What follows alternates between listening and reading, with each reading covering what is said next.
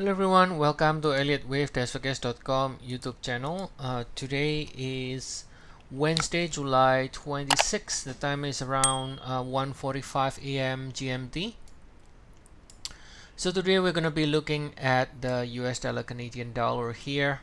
We can see that we ended with 2 at 133.85. So that means we are currently within the wave 3 to the downside. Within the wave 3 we are in the 1 of 3 here, ended 1 of 3 over here, now rallying to be doing the wave 2 of 3 as a zigzag AB, and then now looking for 5 ways up to complete this ABC rally here. This blue box area is where we expect the rally to finish, which is based on the 100% extension area of the AB here. So if you measure extension within the C, this is the what we call the 100% extension area between 100% and 161.8%.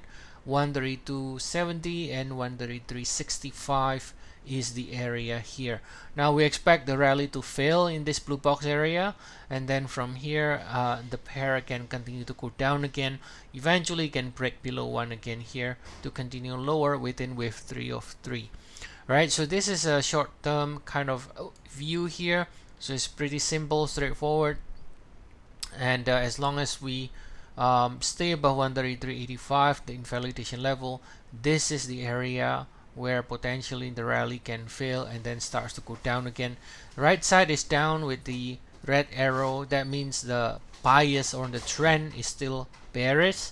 So that means this move up here is not something that we like to sort of trade, and this is the area where we think that the rally can fail and starts to go down. All right, so that's the update for today, and as always, tomorrow there will be FOMC meeting, so it could get volatile here with the US dollars. And if you have any other questions or wants to get more updates on the Forex, indices, commodities, feel free to check our service. We have 14 days trial. The link is in the description of the video. I'll see you all again next time. Have a nice day, everyone.